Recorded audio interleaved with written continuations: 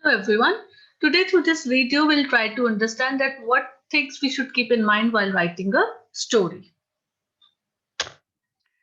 What is a story? A story is a description of imaginary people and events which is written or told in order to entertain or give some message. So it is your imagination, you can give any twists and turns to your story. Okay. So what things we have to keep in mind while writing a story? Let's see. First of all, provide a suitable title to your story. Okay, your title should be relevant. What story you're writing, it should be related to your story. Okay, and what rule you should keep in mind while writing the title? While writing a title, nouns, pronouns, verbs, adjectives, and adverbs are capitalized.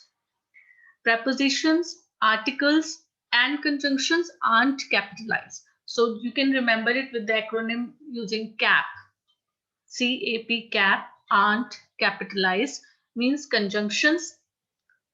C for conjunctions, A for articles, P for prepositions. We don't capitalize these things. Other words are capitalized while writing the title. And always remember, please write down the title in the middle of the line, in the center of the line. And try to write down a short title. Sometimes children write such a long title that it goes in next line also. That is not a correct way of writing the title. Okay. Here are some examples of title. The Girl with the Red Rose. Suppose I've just written some imaginary titles here. First title is The Girl with the Red Rose. So the is an article, but still we have capitalized T because it is starting. It is the first word of the title. So girl is noun, G is capitalized with preposition, A article not capitalized, red adjective capitalized R we have capitalized. Then R of rose is capitalized because rose is a noun. Similarly, an honest thief. Honest adjective, thief, T is capitalized because it's a noun. A baby's first day at school. Here at is preposition, so we have not capitalized it. A we have capitalized because this is the first word, first letter. Then my father and his diary. Again, and is a conjunction. We haven't capitalized. All other words are capitalized, right? So these were some examples of title. Now, story is generally written in past tense. So use simple past tense, past continuous tense, or past perfect tense, and all these tenses you can use. Okay. What do we do in simple past tense? We use second form of verb. Past continuous, we use helping verb was or were, and ing with the first form of the verb. And past perfect tense, we use had plus third form of the verb, right? Then sometimes in the direction beginning is already given. If the beginning is given, use it as it is and develop your story accordingly. Don't make any changes in the beginning. For example, I've given you one beginning here. Suppose read this direction. Write a story in about 180 words. The beginning is given. Beginning is already given. So you have to use the same beginning in your story writing. It was a windy day. Mr. Sharma wanted to reach home as soon as possible. He finished his office work quickly and headed towards the parking area. He reached his pocket to take out the car key, but now dots are there. It means this sentence you have to complete. You have to continue the story accordingly. Okay. So, like I told you, first of all, you have to write down the title. I have already written the title, The Lost Key. After writing the title, leave one line.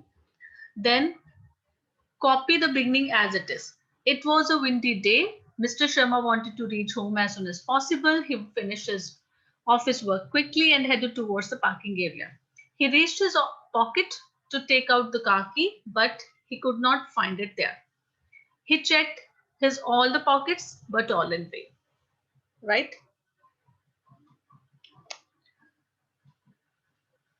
Sometimes some lines are given and the instructions are as such that you can use these lines anywhere in your story. So you can use them in the beginning, you can use them anywhere in the middle, in first paragraph, second paragraph, anywhere, and you can use them in the last paragraph also. But the rule will remain same, that you will not make any change in those lines that are already given with the directions. Okay. Sometimes hints are given. If hints are given, you have to use all the hints. Sometimes words are given, sometimes phrases are given, sometimes pictures are given. For example, you have been given 5 pictures. So you have to use all the 5 pictures to develop your story. You cannot do like this, that you are just using 4 pictures and you're leaving 1 picture without using. So if suppose 5 pictures are given, you have to use all the pictures. Okay. And you may write, may use, may you may add some of your some of your own imaginary things into your story, but it should be relevant to the instructions or to the hints that are already given to you. Okay. Then after writing the title, leave a line that I have already told you earlier also. And then you may start writing the story, and you may write your story in 1 paragraph or as many paragraphs as you want. Right? You can write the whole story in 1 paragraph. You may change the paragraphs 2, 3, 4. It's your wish. There should be some interesting twists and surprise elements in the story in order to make it interesting. So don't make it plain and boring. Sometimes children just write down the story as they are narrating some events. For example, they would say, Mr. Sharma could not find the key in his pockets. He went upstairs. He opened the door of his office. He saw the keys on the table. He picked up the key and he then went back to his home. So this type of plain story should not be there. Some interesting twists, surprise elements you can add, horror, funny, any element you can add, but make it interesting. Okay.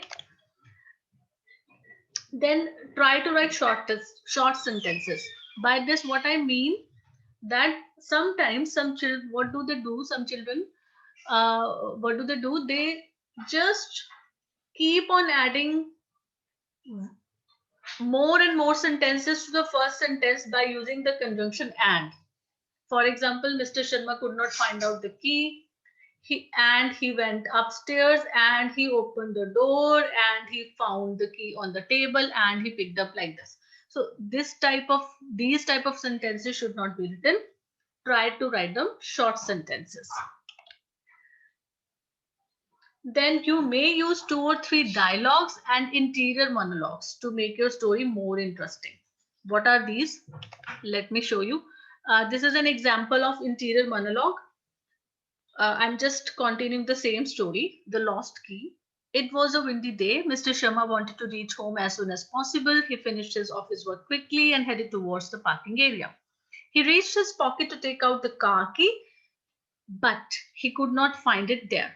He checked all the pockets, but all in vain. Where did I forget my key? He thought cautiously. Now, he is thinking, he's talking to himself. Okay, so this is interior monologue. Nobody else is listening what he is speaking. This is interior monologue. So you can add such things into your story. Okay, then this is an example of dialogue, how you can use the dialogue in your story. Same story, I'm continuing again. It was a windy day. Mr. Sharma wanted to reach home as soon as possible. He finished his office work quickly and headed towards the parking area. He reached his pocket to take out the car key, but he could not find it there. He checked all the pockets, but all in vain. Where did I forget my key? He thought cautiously. Mr. Sharma never misplaced anything. He was a well-organized person.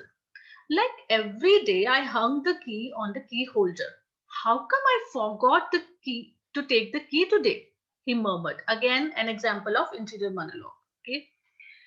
He thought to go upstairs to get the key. He pressed the lift button. It was stuck. He started climbing up the stairs. Radhe, the peon, was coming down the stairs after doing his duty. Radhe, have you locked the office? He asked him. Yes, sir. I have just locked all the rooms. I'm just going home. Oh, you have to unlock my room. I forgot my key inside. No problem, sir. Radhe turned back and brought a bunch of keys from the reception. He opened Mr. Sharma's room. So now these lines are the example of dialogue. Mr. Sharma is speaking something, then Radhe is replying, they are talking. This is the example of dialogue, right? Then to make your story more lively, you should add adjectives and adverbs. Okay, like I said, he thought cautiously, adverb cautiously. Okay, the day was windy. It was a windy day. What type of day? To describe the things, right? So add more and more adjectives and adverbs. Last but not the least, you may write a moral at the end, although it is not compulsory to write a moral if it is not asked. Okay, suppose in the direction it is given, write a moral at the end of your story, then it is compulsory, it will carry 1 mark. Otherwise, it is not compulsory to write a moral at the end of the story. Okay, so your task is you have to complete this story in about 180 to 200 words. The same story, the lost key. You may use all the things that I have already written and continue your story and complete your story. So this is your task. Okay. Thanks a lot. Happy learning.